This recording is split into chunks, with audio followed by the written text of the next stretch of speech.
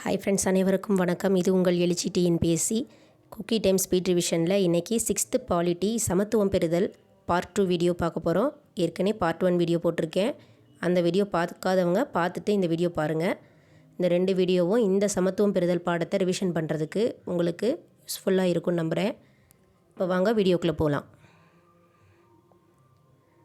Doctor APJ Abdul Kalam பற்றி சில முக்கியமான பாயிண்ட்ஸ் இருக்குது. அது என்னென்னு ஒன் பை ஒன்னாக பார்க்கலாம். ஃபர்ஸ்ட் கொஸ்டின், ஏபிஜே அப்துல் கலாம் அவர்கள் பிறந்த ஊர்.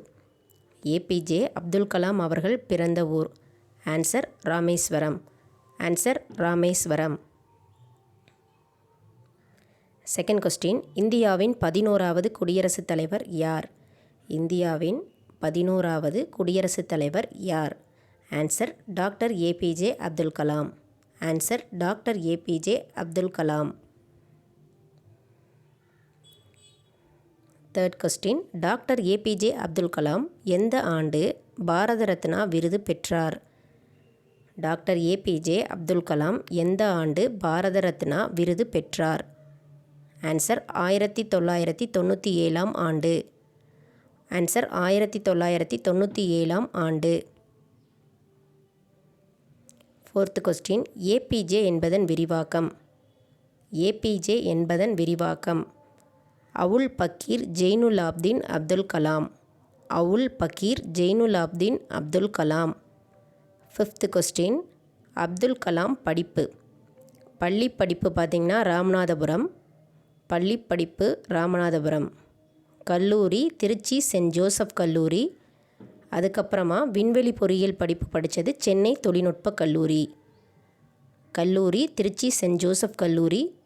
விண்வெளி பொறியியல் படிப்பு படித்தது சென்னை தொழில்நுட்ப கல்லூரி. பின்பு பாதுகாப்பு ஆராய்ச்சி மற்றும் மேம்பாட்டு நிறுவனத்தில் சேர்ந்தார். பின்பு பாதுகாப்பு ஆராய்ச்சி மற்றும் மேம்பாட்டு நிறுவனத்தில் சேர்ந்தார். Sixth question, doctor APJ Abdul Kalam எழுதிய நூல்கள் யாவை? டாக்டர் ஏபிஜே அப்துல் கலாம் எழுதிய நூல்கள் யாவை? ஆன்சர் அக்னி சிறகுகள், இந்தியா 2020, எழுச்சி தீபம், தி luminous spark, mission India. Answer Agni Siragugal, India 2020, எழுச்சி தீபம், தி luminous spark, mission India. Seventh question, இந்தியாவின் ஏவுகணை மனிதர் என்று அழைக்கப்படுபவர் யார்? இந்தியாவின் ஏவுகணை மனிதர் என்று அழைக்கப்படுபவர் யார்? Answer doctor APJ Abdul Kalam. Answer doctor APJ Abdul Kalam.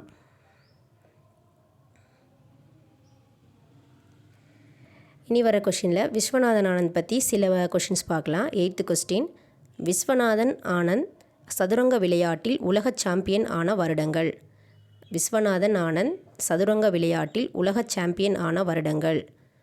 Answer 2000, 2007, 2008, 2010, 2012.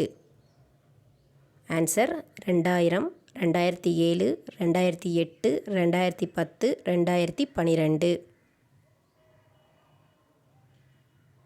Ninth question, உலக சதுரங்க விளையாட்டில் 14 வயதில் இளையவர் சாம்பியன் பட்டம் பெற்றவர் யார்? உலக சதுரங்க விளையாட்டில் 14 வயதில் இளையவர் சாம்பியன் பட்டம் பெற்றவர் யார்? Answer Viswanathan Anand. Answer Viswanathan Anand. 10th question, இந்தியாவின் முதல் கிராண்ட் மாஸ்டராக விஸ்வநாதன் ஆனந்த் ஆன வருடம். இந்தியாவின் முதல் கிராண்ட் மாஸ்டராக விஸ்வநாதன் ஆனந்த் ஆன வருடம். ஆன்சர் 1988. ஆன்சர் 1988.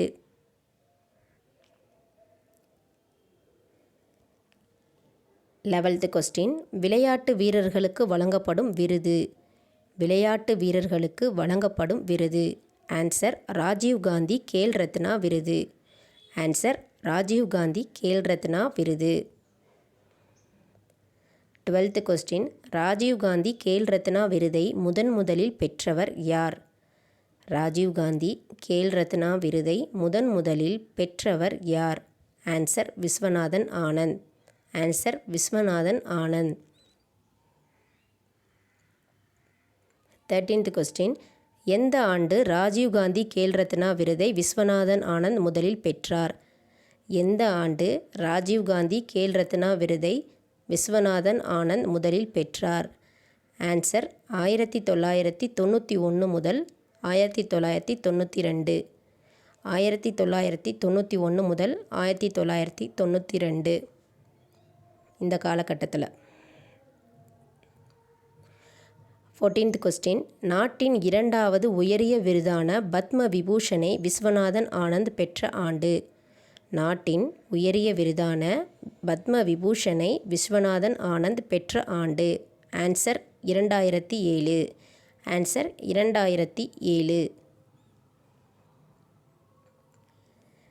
இனி ஒரு சில கொஷின்ஸ் செல்வி இளவழகியை பற்றி பார்க்கலாம். 15th கொஸ்டின், செல்வி இளவழகியின் ஊர் எது? செல்வி இளவழகியின் ஊர் எது? சென்னை வியாசர்பாடி. சென்னை வியாசர்பாடி. 16th கொஸ்டின், 2008 பிரான்சின் கேனஸ் நகரில் பாலைஸ் தேஸ் விழாவில் முதல் கேரம் சாம்பியன் யார்? 2008 பிரான்சின் கேனஸ் நகரில் பாலைஸ் தேஸ் விழாவில் முதல் கேரம் சாம்பியன் யார்? Answer Ilavazhagi. Answer Ilavazhagi. 17th question, 2008 பிரான்சின் கேனஸ் நகரில் நடந்த கேரம் சாம்பியன் போட்டியில் உலக கேரம் சாம்பியனான டேஸை இளவழகி தோற்கடித்தார்? 2008 பிரான்சின் கேனஸ் நகரில் நடந்த கேரம் சாம்பியன் போட்டியில் உலக கேரம் சாம்பியனான டேஸை இளவழகி தோற்கடித்தார்? ஆன்சர் ரேஷ்மி குமாரி. ஆன்சர் ரேஷ்மி குமாரி. இனி வர கொஸ்டின், மாரியப்பன் தங்கவேலு பற்றி பார்க்கலாம். 18th கொஸ்டின், மாரியப்பன் தங்கவேலு பிறந்த மாவட்டம்? மாரியப்பன் தங்கவேலு பிறந்த மாவட்டம்? ஆன்சர் சேலம் மாவட்டம். ஆன்சர் சேலம் மாவட்டம். 19th கொஸ்டின், நான் பிற மாணவர்களை விட வேறுபாடு கொண்டவன் என நினைத்ததில்லை என்று கூறியவர் யார்? நான் பிற மாணவர்களை விட வேறுபாடு கொண்டவன் என நினைத்ததில்லை என்று கூறியவர் யார்? மாரியப்பன் தங்கவேலு. ஆன்சர் மாரியப்பன் தங்கவேலு.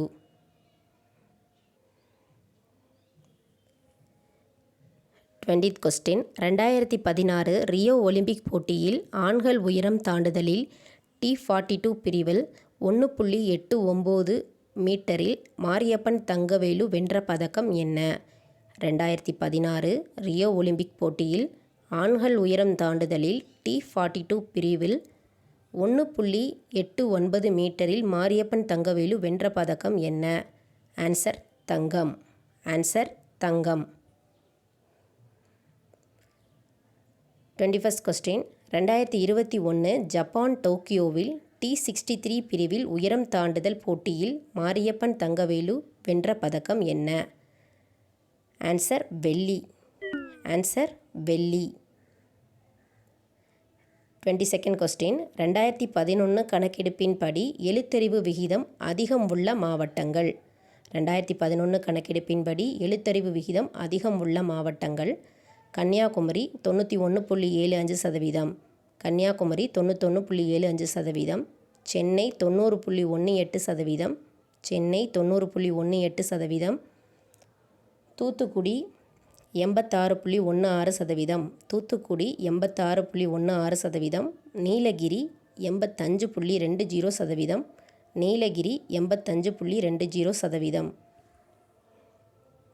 எழுத்துறை விகிதம் குறைவாக உள்ள மாவட்டம்: தருமபுரி 68.54%, தருமபுரி 68.54%, அரியலூர் 71.34%, அரியலூர் 71.34%, கிருஷ்ணகிரி 71.46%, கிருஷ்ணகிரி 71.46%, விழுப்புரம் 71.88%, விழுப்புரம் 71.88%. 23rd கொஸ்டின், பாலின விகிதம் 2011 கணக்கெடுப்பின்படி அதிகம் உள்ள மாவட்டங்கள்?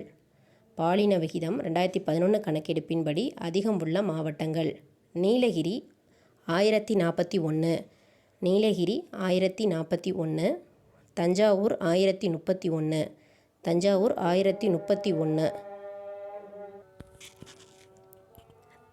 நாகப்பட்டினம் 1025, நாகப்பட்டினம் 1025, தூத்துக்குடி 1024, தூத்துக்குடி 1024. பாலின விகிதம் குறைவாக உள்ள மாவட்டங்கள். பாலின விகிதம் குறைவாக உள்ள மாவட்டங்கள்: தருமபுரி 946, தருமபுரி 946, சேலம் 954, சேலம் 954, கிருஷ்ணகிரி 956, கிருஷ்ணகிரி 956, ராமநாதபுரம் 977, ராமநாதபுரம் 977. இந்த வீடியோ உங்களுக்கு ரிவிஷன் பர்பஸ்க்கு கண்டிப்பாக யூஸ்ஃபுல்லாக இருந்திருக்கும்னு நம்புகிறேன். உங்களுக்கு இந்த வீடியோ பிடிச்சிருக்குன்னா லைக் பண்ணுங்கள், உங்கள் ஃப்ரெண்ட்ஸ்க்கு ஷேர் பண்ணுங்கள், கூடவே சப்ஸ்கிரைப் பண்ணி பெல் ஐக்கானை கிளிக் பண்ணிக்கோங்க ஃப்ரெண்ட்ஸ். தேங்க்யூ.